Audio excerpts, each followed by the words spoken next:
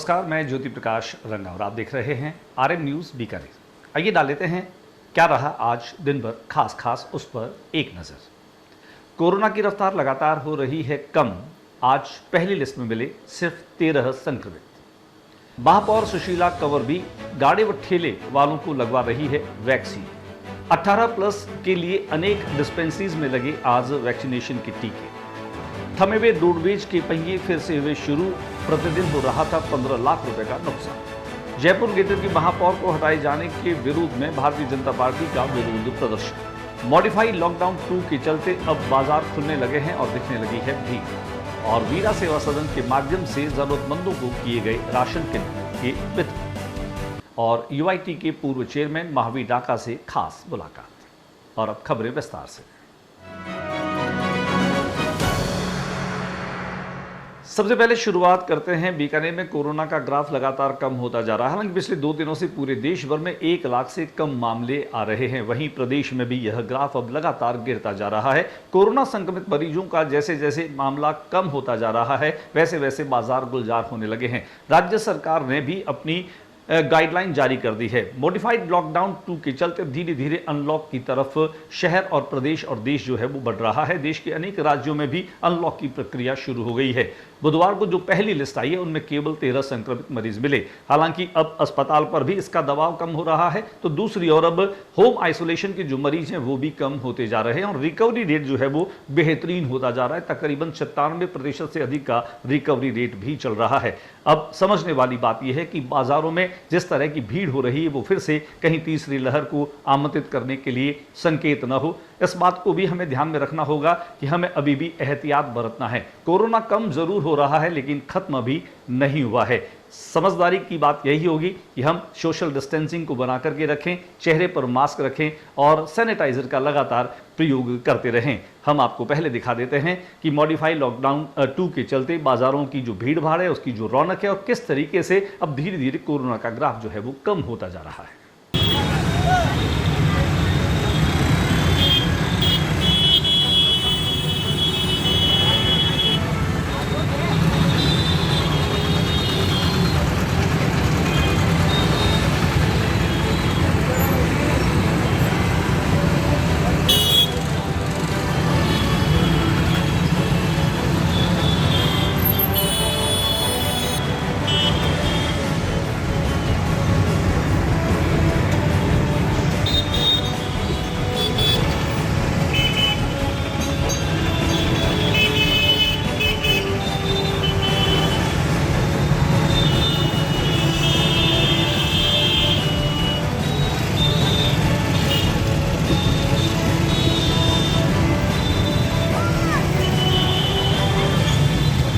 Corona का graph जो कम हो रहा है उसके पीछे लॉकडाउन तो एक बड़ा जरिया है ही, लेकिन इसके साथ साथ अब वैक्सीनेशन के प्रति जागरूकता जो है वो भी एक महत्वपूर्ण कड़ी है।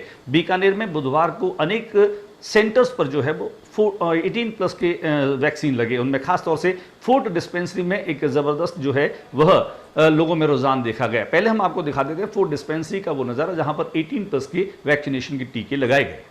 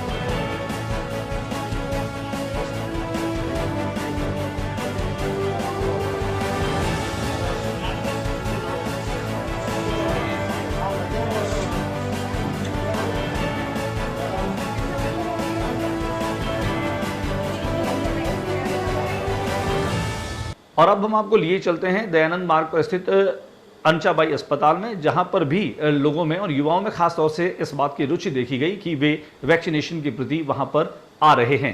वैक्सीनेशन जैसे जैसे बढ़ेगा वैसे वैसे कोरोना का खतरा जो है वो कम होगा, इस बात को समझना होगा। तो आइए दिखा देते हैं आपको कि किस तरीके से अंचाबाई अस्पताल में भी आज युवा जो है वो टीका लगाने के लिए पहुंचे।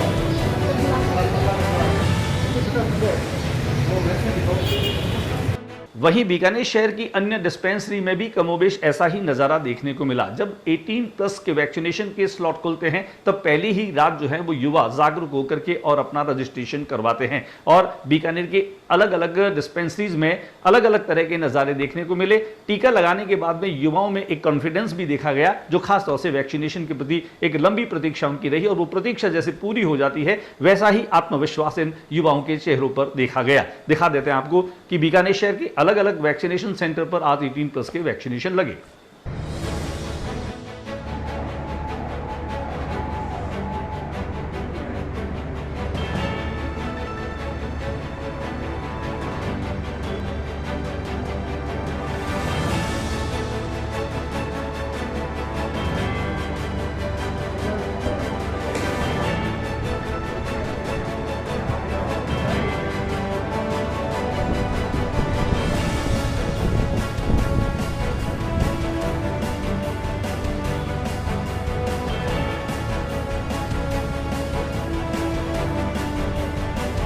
वैक्सीनेशन को लेकर के जो जागरूकता बनी है, इसे लेकर के ये बरकरार रखने की जरूरत है।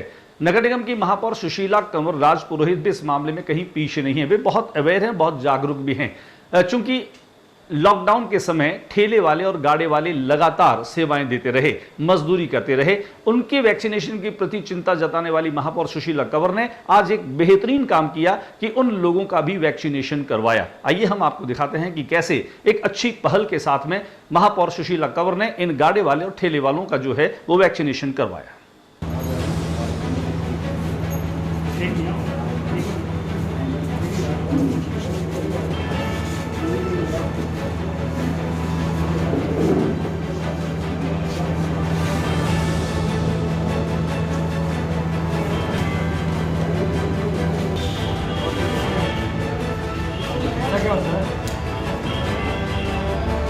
मैडम, मैं आपको अवगत कराना चाहूँगा कि आपके निर्देशानुसार हमने लगभग 250 स्ट्रीट वेंडर्स को वैक्सीनेशन के लिए आवश्यक वस्तु दी है। आपका बहुत बहुत स्वागत करती है। सभी हम यहाँ पर व्यवस्था कराएंगे। कौन सा पास है? आप सब हमारा सहयोग दें, साथ ही जो हमारे चिकित्सा कर्मी हैं जो इस समय कोरोना काल में भगवान साबित हुए हैं उनका सपोर्ट करें। वो जैसे आपको निर्देश करते हैं वैसे उनकी पालना भी करें। और साथ में हमारे डे एडमिशन की पूरी टीम का बहुत बहुत आभार कि उन्होंने इतना अच्छा कैंप ऑर्गेनाइज किया, प्लस कोरोना की गाइडलाइन की पालना हो रही है, देख के अच्छा लगा। क्योंकि जब हम कोरोना की लड़ाई लड़ रहे हैं और उसी की पालना नहीं करते तो ये बहुत गलत बात है। आप सबको कहूँगी कि टीका लगने के बाद अच्छा प्रॉपर न्यूट्रिशन लेना बहुत ज़रूरी है। मतलब आपकी डाइट बहुत अच्छी होनी चाहिए।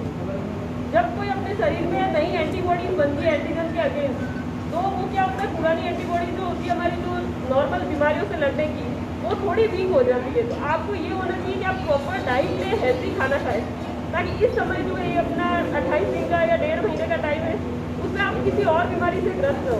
तो इसके लिए आप सब स्वस्थ रहें, अच्छी डाइट लें और सेकंड डोज जरूर लगवाएं। धन्यवाद। वैक्सीनेशन के लिए गाड़ी वाले या ठेले वाले प्राथमिक क्यों हैं, इस बात को लेकर के हमने बातचीत की महापौर सुशीला कंवर से। डे एडमिशन की तरफ से स्ट्रीट वेंडर्स के लिए टीकाकरण कैंप लगाया गया है और यहाँ पे 250 का टारगेट है लगभग, और आज ज़्यादा से ज़्यादा टीका लगने की उम्मीद है। और मैं चाहती हूँ कोरोना को हराने के लिए ये बहुत ज़रूरी है। तो आप सबसे भी रिक्वेस्ट करती हूँ कि समय जैसे आपका नंबर आए समय पे टीका लगवाइए, साथ ही कोरोना गाइडलाइन की पालना करें, मास्क प्रॉपर पहने, 2 गज की दूरी रखें और सार्वजनिक और भीड़ भाड़ वाली जगहों से बचें। दोनों टीके लगाने बहुत अनिवार्य है। साथ ही अच्छी डाइट लें, अच्छे अपने हेल्थ का ध्यान रखें, अपने परिवार का ध्यान रखें। आप सुरक्षित रहें, बीकानेर सुरक्षित रहेगा। जयपुर ग्रेटर निगम की जो महापौर सौम्या गुर्जर है उसके निलंबन के बाद में भारतीय जनता पार्टी काफी आक्रामक मूड में नजर आ रही है। लगातार प्रदेश में प्रदर्शन किए जा रहे हैं। बीकानेर में भी भारतीय जनता पार्टी ने इस अलोकतांत्रिक रवैये के विरोध में जो है वो प्रदर्शन किया। हालांकि भुट्टो के चौराहे पर जो एक निर्माण था उस विवादास्पद निर्माण को लेकर के भी भारतीय जनता पार्टी जो है उसे पुनः पहले की स्थिति में बहाल करने और झूठे मुकदमों को वापस लेने की मांग लगातार करती रही। आज काले गुब्बारे उड़ा करके और भारतीय जनता पार्टी ने अपना विरोध प्रदर्शन जताया। झूठे मुकदमे वापस लो।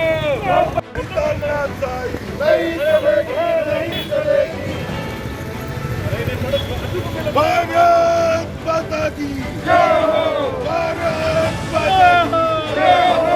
वंदे मातरम, वंदे मातरम। चलो तेरी तलक। देखो ना वो गुलाम आगे छोटे मत छोटे मत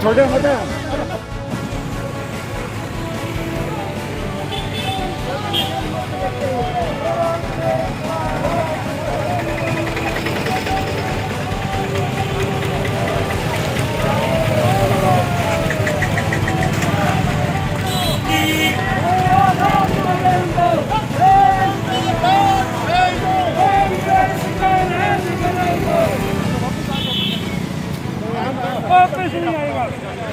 लगा ना लगा ना लो ना लगो। वक्त बदल दो, वक्त बदल दो, कांग्रेस का राज बदल दो। वक्त बदल दो, कांग्रेस का राज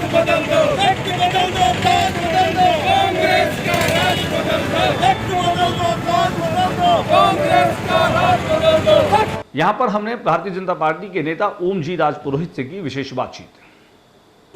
आज विरोध स्वरूप क्या किया है? आज हमने जयपुर के ग्रेटर की महापौर के निलंबन आदेश के विरोध में अशोक गहलोत सरकार के खिलाफ प्रदर्शन किया और हमारा प्रदर्शन इस लोकतंत्र की चुनी हुई सरकार को अशोक गहलोत और शांति धारीवाल ने जिस तरीके से निलंबन किया वह लोकतांत्रिक किया है और इस तरीके के कार्य वही व्यक्ति करता है जो अपने आप को कमज़ोर समझता है। जनता ने जब महापौर को चुना है तो अशोक गहलोत और शांति जी धारीवाल को कोई हक नहीं है कि उनको हटाने का। ये सीधा सा है कि जयपुर के विकास के अंदर बाधा उत्पन्न करना, राजस्थान के विकास में बाधा उत्पन्न करना और आने वाले समय में शांति धारीवाल और अशोक गहलोत अगर बीकानेर और अजमेर जहाँ जहाँ बीजेपी के महापौर है वहाँ भी ऐसी कार्रवाई करे तो कोई अतिशयोक्ति नहीं होगी। मैं अपील करूँगा अशोक जी गहलोत से और शांति धारीवाल जी से कि इस कोरोना महामारी के अंदर हमें मजबूर ना करें धरना प्रदर्शन के लिए और जनता के हित के काम करें, जनता के विकास के काम करें। हम भी उनके साथ कंधे से कंधा मिला के जनता के साथ चलेंगे। यही मेरी उनसे अपील है। मैं ओम राजपुरोहित, पूर्व प्रवक्ता भाजपा बीकानेर। कहीं न कहीं उन्होंने वापस बीजेपी की मेयर बनाई है, उसके बारे में क्या कहना चाहेंगे? बीजेपी की मेयर बनाना एक योजना का ये हिस्सा है उनका। ये हॉर्स ट्रेडिंग की तरह एक खेल है। आपने किसी को लालच देके, किसी को कुछ प्रलोभन देकर और इस तरीके से वो सोचते हैं कि भाजपा को तोड़ देंगे या भाजपा टूट जाएगी, तो ये शांति धारीवाल जी की बहुत बड़ी गलती है, बहुत बड़ी गलतफहमी है। भाजपा एकजुट है, एक मुखी है। भाजपा ना टूटी है ना टूटेगी, और टूटना इनको ही पड़ेगा, क्योंकि जनता जिसको चुनती है वही चुना हुआ रहता है। बाकी सब बेकार की बातें हैं, इनको विकास कार्यों में। खबरों का सिलसिला जारी रहेगा। फिलहाल वक्त है एक छोटे से ब्रेक का।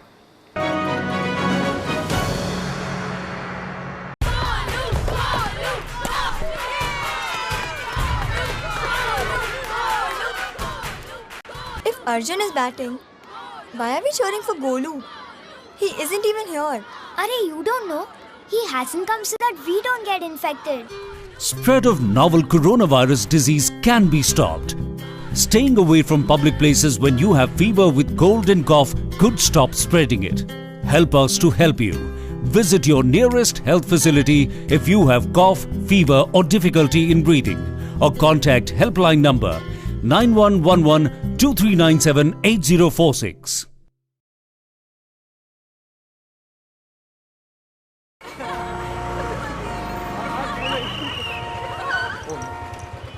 बैठिए मैडम, बैठिए। अरे देखो इनको, इनकी नाक देखो, बिल्कुल अपने पिताजी से मिलती है। देखो इसकी आंखें देखो। पता है तेरे पिताजी ने हमें हंसाया है, रुलाया है, मनोरंजन दिया है। मतलब कौन सा गाना था? एक चतुर नार बड़ी होशियार है, क्या गाना था वो? ओए बेटो, तू यहाँ क्या कर रहा है? और ये दोनों लड़कियां कौन है? देखिए भाई साहब, आप कौन है? जी मैं इसका बाप हूँ। आप इसके बाप हैं? महमूद का बेटा नहीं है तू? अरे हास्य कलाकार महमूद, ये तेरे बाप का रोड नहीं है? जी नहीं। तो फिर बिना हेलमेट के दो लड़कियों को बिठा के व्रूम व्रूम करते शर्म नहीं आती तुम्हें? चलान तो कटेगा भैया तेरा। और अभी उतर के लेके जाओ। आपकी और सबकी सुरक्षा के लिए कृपया ट्रैफिक नियमों का पालन कीजिए, क्योंकि रोड किसी के बाप का नहीं है। शाबाश। सड़क सुरक्षा जीवन रक्षा। कोरोना के लक्षण क्या हैं? बुखार, सूखी खांसी, थकान, स्वाद या गंध का ना आना। इसके साथ ही कुछ लोगों में कुछ और लक्षण भी पाए जा सकते हैं, जैसे कि गले में खराश, सर या बदन दर्द, त्वचा पे चकत्ते पड़ना, आंखों का लाल होना या दस्त लगना। अगर आपको इनमें से कोई भी लक्षण हो तो बिल्कुल भी लापरवाही ना बरतें और ये 3 चीजें जरूर करें। बीमारी से परिवार वालों को बचाने के लिए थोड़ी दूरी बनाकर रखें, कोरोना की जांच कराएं और डॉक्टर की सलाह लें। सफाई भी, दवाई भी, कड़ाई भी, जीतेंगे कोरोना से लड़ाई भी। ब्रेक के बाद एक बार फिर आपका स्वागत है और चलते चलते डालते एक नजर आज की खास खबरों पर। मॉडिफाइड लॉकडाउन के चलते अब बाजार जो है वह गुलजार होने लगे हैं, दुकानें खुलने लगी। हालांकि 4 बजे तक का समय मुकर्रर है, बावजूद उसके बाजारों में भीड़ जो है वो दिखाई देती है। हालांकि एक लंबे समय से पुलिस विभाग और महकमा जो है वह लगातार सख्त ड्यूटी दे रहा है। बीकानेर में तकरीबन 42-43 डिग्री टेम्परेचर में भी पुलिस के कार्मिक लगातार ड्यूटी कर रहे हैं और इसके नतीजे यही आ रहे हैं कि वे लोगों को समझाइश कर रहे हैं। मास्क और हेलमेट की अनिवार्यता को लेकर के भी वे आने जाने वाले लोगों को न केवल समझा रहे हैं बल्कि बिना हेलमेट और मास्क पहने हुए लोगों के चालान भी काट रहे हैं। तो आइए हम आपको दिखाते हैं बीकानेर के अलग अलग स्थानों का वो नजारा, वो दृश्य जहां पर इस तरह की समझाइश करते हुए पुलिस विभाग के ये कार्मिक देखे जा रहे हैं।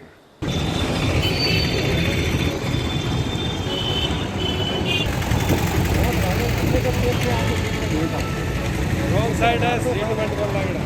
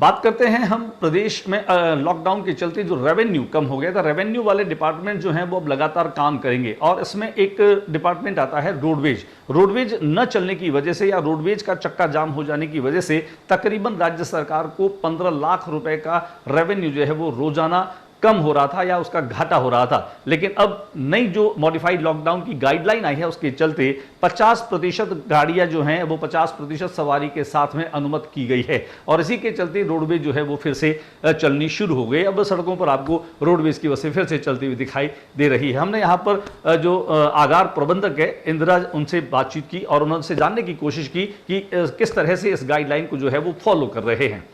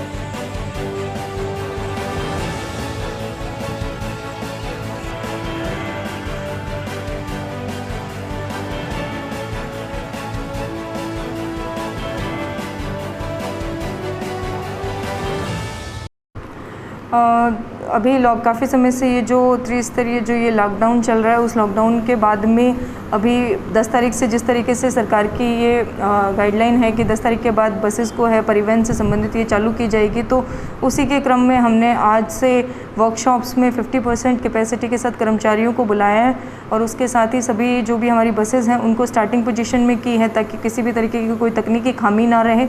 और क्योंकि बसेस जो है वो काफ़ी समय से अंदर वर्कशॉप में खड़ी थी, तो उसकी सफाई भी और सैनिटाइजेशन उनका काम जो है वो प्रॉपर करवाया जा रहा है। और साथ ही जो भी आज शाम तक या जो भी कोई गाइडलाइन सरकार की आती है उसी के क्रम में जो है उसकी पूर्ण पालना सुनिश्चित करवाते हुए बसेस का है वो संचालन किया जाएगा। नुकसान हो चुका है इन दिनों?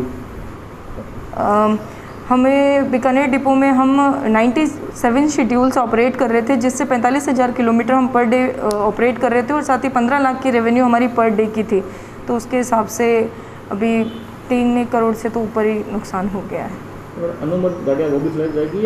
अनुबंधित के संबंध में अभी तो कोई इंस्ट्रक्शंस है नहीं, क्योंकि हमारी पिछले महीने से पहले ही मतलब लॉकडाउन से 20 दिन पहले से ही हमने अनुबंधित जो बसेस थी उनको बंद कर दिया था, बिकॉज़ वो 50% कैपेसिटी के साथ ही बसेस का संचालन करना था। तो उपरोक्त जो है वो यात्री भार भी पूर्ण तरीके से मिल नहीं रहा था और साथ ही रोडवेज को भी नुकसान हो रहा था, इस वजह से अनुबंधित वाहनों को रोक दिया गया था। तो अग्रिम जो भी हमारे हेड ऑफिस की गाइडलाइन रहेगी उसी के अनुसार बसेस का संचालन किया जाएगा। बीकानेर में जो मीरा शाखा है सेवा भारती की, उनके माध्यम से ज़रूरतमंदों को आज राशन किट जो है वो वितरित की गई। अन्य ज़रूरतमंद लोगों को भी ज़रूरत का सामान दिया गया, जिसमें मीरा सदन की अनेक पदाधिकारी महिला सदस्य जो है वो मौजूद रही। आइए हम आपको दिखा देते हैं इस कार्यक्रम की कुछ झलकियाँ।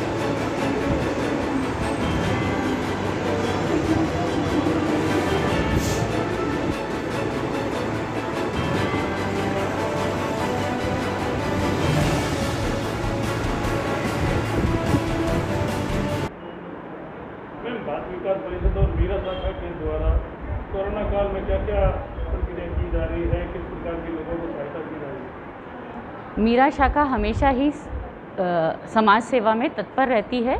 मीरा शाखा भारत विकास की महिला शाखा है, भारत विकास परिषद की।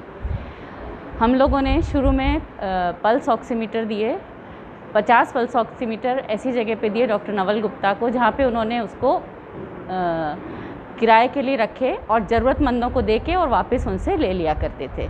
10 पल्स ऑक्सीमीटर हमने सारे वृद्धाश्रम और अनाथ आश्रमों में बांट दिए, नारी से निकेतन आदि में।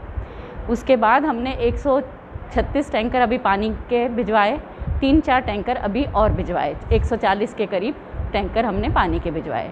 सूखी राशन सामग्री 50 राशन किट हमने लोकायन संस्था को दी, उन्होंने 30 उनको दी, जिससे कि वो कलाकारों को देख सकें जिनके पास अभी रोज़गार नहीं है।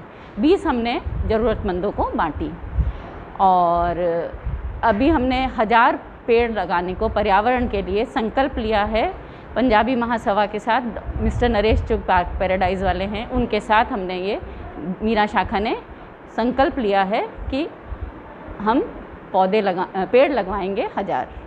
बात बताइए कि आज भारत विकास परिषद और मीरा शाखा के द्वारा सूखे राशन किटों का वितरण किया जा रहा है, ये किन किन क्षेत्रों में किया जाएगा? देखिए, भारत विकास परिषद मीरा शाखा समाज सेवा में हमेशा अग्रणी रहा है।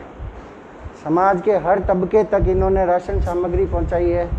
भारत विकास परिषद मीरा शाखा में देखता हूं अब समाज के हर वर्ग को मदद को तत्पर रहता है। इसी क्रम में अभी 5 जून को पर्यावरण दिवस था, तो भारत विकास परिषद मीरा शाखा की अध्यक्षा मैडम श्रीमती दीप्ति वाहल, पंजाबी महासभा के डॉक्टर नरेश जी चुग साहब, इन्होंने एक संकल्प लिया कि हम पूरा बीकानेर को और हरा भरा करेंगे। इसी क्रम में 1000 पेड़ लगाने का इन्होंने संकल्प लिया है। अभी वर्तमान में कुछ दिन पहले बीकानेर पानी के लिए त्राही कर रहा था, पानी की लोगों को पीने का पानी नहीं मिल रहा था, तब भारत विकास परिषद आगे आया और लगभग 140 टैंकर पूरे बीकानेर में इन्होंने पीने का पानी सप्लाई किया। वो काबिले तारीफ प्रयास है भारत विकास परिषद मीरा शाखा की ओर से। इसी क्रम में आज मैडम ने सूखी राशन सामग्री करीब 65 किट ये अलग अलग जगह पे वितरित कर चुके हैं और इनका प्रयास सराहनीय है। मैं इनका हार्दिक आभार और अभिनंदन करता हूं कि ये इसी क्रम में समाज सेवा करते रहें। बीकानेर की कोविड काल फर्स्ट की बात करें या सेकंड की बात करें, इसके पहले भी अगर सामाजिक सरोकारों और उत्तरदायित्वों की बात करें तो बीकानेर के यूआईटी के पूर्व चेयरमैन महावीर डाका का नाम लोग बड़ी शिद्दत के साथ में लेते हैं। उन्होंने हर मजलूम और ज़रूरतमंद की मदद की है। उनकी एक शानदार टीम, उस टीम के ज़रिए ऑक्सीजन बैंक की स्थापना से लेकर ऑक्सीजन सिलेंडर की आपूर्ति का माध्यम हो, राशन आपूर्ति का माध्यम हो, सैनिटाइज़र मास्क के वितरण का चाहे वो जरिया बने, चाहे हेलमेट वितरण का वो जरिया बने, ऐसे अनेक काम हैं जो रामलाल सूरजदेवी रांका चैरिटेबल ट्रस्ट के माध्यम से पूरा करें। लेकिन ये श्रेय वो खुद नहीं लेते बल्कि वो अपनी पूरी टीम को देते हैं और बीकानेर के उन भामाशाहों को देते हैं जो उनके माध्यम से मदद करते हुए ये सारे काम जो है वो मुकम्मल करवाते हैं। हमने खास मुलाकात की हमारे कार्यक्रम बात मुलाकात के जरिए यूआईटी के पूर्व चेयरमैन और समाज सेवी महावीर डाका से। आइए देखते हैं क्या कुछ कहना है महावीर डाका का। नमस्कार, हमारा खास कार्यक्रम आप देख रहे हैं बात मुलाकात और आज हम जिस शख्सियत से आपको रूबरू करा रहे हैं वो किसी परिचय के मोहताज नहीं है। बीकानेर यूआईटी के पूर्व चेयरमैन, समाज सेवी, बाबा रामदेव के परम भक्त हैं। या एक ऐसा व्यक्तित्व जो हमेशा नर सेवा के लिए समर्पित है, तत्पर है, तैयार है। वो अकेले नहीं हैं बल्कि यूं कहें कि अकेला ही चला था जानिब मंजिल, लोग आते गए और कारवां बनता गया। आखिर ऐसा क्या है महावीर डाका में जो उन्हें लगातार इस तरह की सेवा को तत्पर करता है, उसमें वो उसके लिए तैयार हो जाते हैं और पूरी टीम को मैनेज करने का ये जो हुनर है वो उनमें कैसे आता है। आइए हम आपको रूबरू कराते हैं महावीर डाका से। महावीर जी, स्वागत है आपका। दर्शक हमारे जानना चाहते हैं कि पिछले 8-10 वर्षों से वो आपको देख रहे हैं समाज सेवा के कार्यों से जुड़ा। ये जो समाज सेवा का एक जुनून या जज्बा कहे, कैसे शुरू हुआ, ये सफ़र कैसे शुरू हुआ? ये हमारे परिवार के संस्कार हैं। मेरे रियल बुआ जी जैन समाज तेरापन समाज में दीक्षार्थी है, मेरी सिस्टर दीक्षार्थी है मेरे नाना जी दीक्षार्थी थे, उनके भाई दीक्षार्थी थे, उनके पिताजी। ये गुरुओं की कृपा और परिवार के संस्कार हैं। नहीं भाभी जी, पैसे बहुत लोगों के पास में होते हैं, लेकिन वो पैसे जो हैं वो समाज के लिए लगा देने का जज्बा जो है वो कम लोगों में होता है। मैं आपके चैनल के माध्यम से बताना चाहूँगा कि बीकानेर के भामाशाहों ने जो बढ़ चढ़ के सहयोग किया है ये उम्मीद से परे है, और उन सभी का धन्यवाद है जिन्होंने इस कोरोना काल में, चाहे पहला हो और चाहे दूसरा हो, ये बीकानेर नहीं बल्कि राजस्थान नहीं बल्कि हिंदुस्तान में पहली एक ऐसी इंडिविजुअल संस्था होगी जो सेवा के कार्य में 500 सिलेंडर हो, और ये सब बीकानेर की जनता के पैसे से ही है। चाहे किसी ने 1 सिलेंडर दिया हो, किसी ने 5 दिया हो, किसी ने 11 दिए हो, मशीन है तो चाहे किसी ने 1 दिए, किसी ने 5 दिए। मैं उन सभी बीकानेर के भामाशाहों का धन्यवाद ज्ञापित करता हूँ। मैं तो एक उनका माध्यम हूँ। ये आपका बड़प्पन है कि आप ये कहते हैं कि आप एक माध्यम हैं, क्योंकि वैसे भी कहते हैं निमित्त मात्रम सव्यसाची। ये गीता में कृष्ण जो है वो अर्जुन को कहते हैं तू केवल निमित्त है। तो निश्चित तौर पे आज समाज सेवा के कार्यों के निष्पादन के निमित्त महावीर डाका है। लेकिन जब महावीर डाका सोचते हैं, अचानक से वो बात कहाँ से आती है कि कोविड काल में मजदूर भूखे होंगे, किसी घर में जैसे सभी लोग कोविड से पॉजिटिव हो गए तो वो भूखे होंगे, उनको खाना कौन खिलाएगा, उनको खाना कौन पहुँचाएगा, ऑक्सीजन सिलेंडर की कैसे व्यवस्था होगी, घर पे किसी को ऑक्सीजन की ज़रूरत है तो उसको ऑक्सीजन की आपूर्ति कैसे करेंगे। बहुत सारे ऐसे काम जो आपने किए, या फिर पूरे शहर को जैसे हाइपोडाइक्लोराइड से सैनिटाइज करना है, लगातार आपने ये काम किया बिना राजनीतिक भेदभाव के। आपने 80 के 80 वार्ड में जो पार्षद हैं उनके माध्यम से मशीनें आपने वितरित करवा दी कि आप जो है अपने अपने वार्ड को सैनिटाइज करें, किसी घर को जो है वो आप वंचित नहीं रहे। ये सारे आइडियाज़ कहाँ से आते हैं? ये हमारे जो कार्यकर्ता हैं या बीकानेर की जनता है वो आगे आके कहती है साहब ये कार्य करो आप, और इसके लिए हम तन से तैयार है, मन से तैयार है, धन से तैयार है। तो ये बीकानेर की जनता है और कार्यकर्ताओं का है। आमतौर पे कोई व्यक्ति अपने समाज के लिए करता है, जैसे इसमें मुझे स्वीकारने में कोई संकोच नहीं, लेकिन यूँ लगता है महावीर डाका जो है उसका पूरा बीकानेरी जो है वो उसका समाज है। पूरा बीकानेर समाज है सर। नहीं, कई लोग जैसे बात करते हैं कि महावीर डाका को एमएलए का चुनाव लड़ना है, महावीर डाका को विधायक बनना है, उनके परिप्रेक्ष्य में कहीं कहीं वो धारणाएं जो हैं, इसे कहाँ तक आप मानते हैं? ये बातें लोग करते रहेंगे। सेवा करना, अगर अपने मानव जन्म लिया है तो सेवा अपना धर्म है। अभी कोई चुनाव है तो ये बातें लोग करते रहेंगे। आपका काम है कर्म करना, और आप करते रहो। कोविड को लेकर के जैसे पहली जब लहर आई थी तब पता नहीं था क्या है, सेकंड लहर आई तब हमें बहुत सारी चीज़ों की जानकारी होगी, और अब जैसे फिर ये अंदेशा है कि तीसरी लहर भी आ सकती है या चौथी लहर। तो इन परिस्थितियों से निपटने के लिए क्या ट्रस्ट के माध्यम से कुछ और तैयारी? मेरा जो अनुभव या मैंने जो डॉक्टरों से राय की, उसमें तीसरी लहर में बच्चों पे इफेक्ट करेगा, लेकिन उसमें ऑक्सीजन की आवश्यकता रहेगी, ज़्यादा कोई चीज़ों की आवश्यकता नहीं रहनी चाहिए। बाकी तो जब आएगी तभी पता चल पाएगा। अभी कोरोना का ग्राफ धीरे धीरे कम होता जा रहा है, कहीं कहीं अब आपका वर्कलोड भी कम हुआ होगा, समानांतर कुछ और ऐसे कार्यक्रम? नहीं, वर्कलोड कम नहीं हुआ। पोस्ट कोविड पेशेंट बहुत हैं, अभी भी सिलेंडर और मशीनें उसी हिसाब से लगी हुई है। अब जो भोजन का कार्य था वो बंद हो गया, या सूखे राशन किट का कार्य है वो बंद हो गया, या पानी का कार्य जो किया वो बंद हो गया, या सैनिटाइजर का कार्य है वो बंद हो गया, लेकिन अभी भी मशीन, सिलेंडर, ये तो कार्य चालू ही है। अच्छा, इस दौर में जब नहरबंदी रही और शहर में जैसे जो विधायक है वो जलदाय मंत्री भी हैं, और उनके इस क्षेत्र में, बल्कि मैं पूर्व या पश्चिम दोनों क्षेत्रों में आपने टैंकर्स के जरिए जो है लोगों तक पानी पहुंचाया, ये आइडिया भी जो है वो आपका शानदार रहा। लोगों ने कहीं कहीं आपको आत्मा से धन्यवाद दिया। कैसे रहा, कितने दिनों तक का रहा? ये 19 दिन में हमने 1221 टैंकर्स बीकानेर में सप्लाई किए। और मैं तो ये कहता हूँ मंत्री जी को जब नहरबंदी की आइडिया थी तो उनको पुख्ता इंतजाम करने चाहिए। जब वो खुद जलदाय विभाग के मंत्री हैं, यहाँ के विधायक हैं, तो इस मामले में राजस्थान सरकार बिल्कुल फैल रही। उन्होंने कोई व्यवस्था ऐसी नहीं की। कागजों में वो टैंकर जा रहे हैं जी। अब लोगों ने पूछा भाई कितने टैंकर किए, तो उनको आज भी जवाब नहीं तो आप हमारे से जवाब लीजिए। हम आपको 1221 की डिटेल देंगे कि कितना नंबर टैंकर किस दिन कहाँ गया और किसके कहने से गया। नहीं, आप जो काम करते हैं वो बहुत सिस्टम से करते हैं, और यही कारण है कि महावीर डाका जिस काम को अपने हाथों में लेता है, जिसका नेतृत्व करता है, सफलता सुनिश्चित हो जाती है। नहीं, ये बीकानेर की जनता और कार्यकर्ता का है, महावीर डाका का नहीं। हमारे चैनल के दर्शक आपको देख रहे हैं, सुन रहे हैं। सभी उन कार्यकर्ताओं को और बीकानेर के जो भी भामाशाह और तन मन धन से सहयोग है उनका ही है। मैं तो एक निमित्त मात्र। नहीं, ये बात आपने पहले भी कही। अब चूंकि आपने यूआईटी चेयरमैन के पद पर रह करके और एक प्रशासनिक काम को भी मुकम्मल किया है, तो प्रशासकीय क्षमता या प्रबंधन की क्षमता लोगों के सामने आ चुकी है। क्या वाकई में ऐसा कोई इरादा है कि आने वाले समय में आप पश्चिम ना, ऐसा कोई इरादा नहीं है। अपने जनता की सेवा करने का इरादा है, वो करते रहेंगे। और क्या कहना चाहेंगे बीकानेर के लोगों को? मैं तो यही कहना चाहूँगा कि कोरोना का अभी भी ध्यान रखें, वैक्सीन लगवाएं और समय समय पर हाथ धोते रहें और बिगड़ जरूरत घर से बाहर नहीं निकलें और बिगड़ जरूरत बीकानेर से बाहर भी नहीं जाए। नहीं, वैक्सीन को लेकर के भी बहुत तनातनी रही, राज्य केंद्र इनमें विवाद रहे, आरोप प्रत्यारोप रहे। अब जबकि एक तरीके से सब ठीक हो गया कि सुप्रीम कोर्ट के कहने के बाद में प्रधानमंत्री आए और उन्होंने राष्ट्र के नाम संबोधन किया कि अब सभी को फ्री वैक्सीनेशन जो है वो किया जाएगा। अब कोई उम्मीद करते हैं आप, और अगर शिविर लगाने की बात आएगी तो फिर अगर प्रशासन परमिशन देगा तो हम तो तैयार है शिविर लगाने के लिए।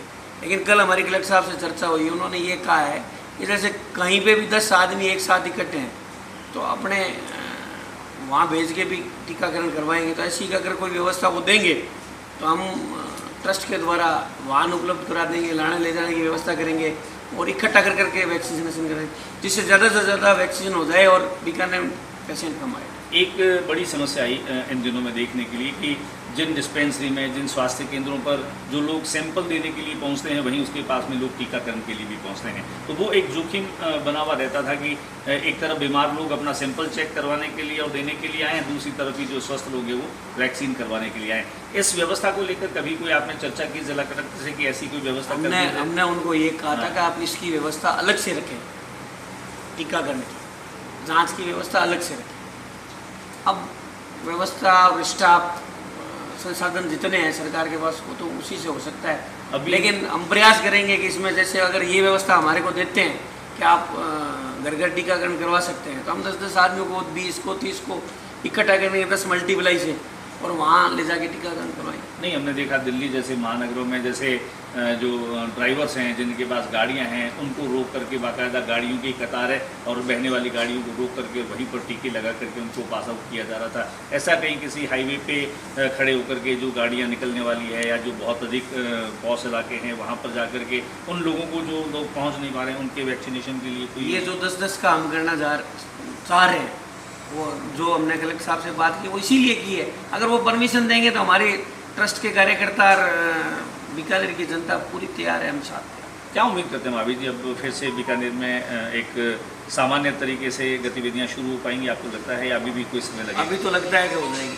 अभी ये लगता है कि हो जाएगी। और कुछ कहना चाहेंगे आप हमारे दर्शकों को? तो सभी बीकानेर वासियों को यही भगवान से प्रार्थना करें, स्वस्थ रहें, मस्त रहें। स्वस्थ रहें और मस्त रहें। ये थे हमारे साथ में महावीर आका। हमने कई मुद्दों पर चर्चा की और ट्रस्ट के माध्यम से जितने भी काम हुए, हालांकि वो अनगिनत काम रहे, वो चाहे पीबीएम की कैजुअलिटी के जीर्णोद्धार का काम रहा हो, वो चाहे कोविड काल में पहली लहर, दूसरी लहर, हर तरह का काम जो है वो महावीर आका ने एक नवाचार के तौर पर किया। और यही कारण है कि महावीर आका यहाँ पर एक विश्वास का पर्याय बनकर के उभरा। इनकी पूरी टीम इतनी सुगठित है कि वो उनके एक इशारे पर और इस बीकानेर शहर के कोने कोने में वो मदद और इमदाद जो है वो पहुंचाने में क्षमता रखती है। कुल मिलाकर के महावीर आका से बातचीत करते हुए आज हमने इस बात को फील किया है कि अभी आने वाले दिनों में भी हर किसी चुनौती को निपटने के लिए वो और उनकी पूरी टीम जो है वो तैयार है और सेवा को समर्पित एक ऐसा व्यक्तित्व है जो बीकानेर के लिए किसी वरदान से कम नहीं है। तो उम्मीद करते हैं आपको ये मुलाकात और ये बात आपको पसंद आई होगी। मैं ज्योति प्रकाश रंगा, साथ ही कैमरा पर्सन हनी के साथ RM न्यूज़ बीकानेर। ये थे महावीर आका। उम्मीद करते हैं आपको ये बातचीत भी पसंद आई होगी और आज के बुलेटिन में बस इतना ही और इजाज़त दीजिए अब ज्योति प्रकाश रंगा को। नमस्कार।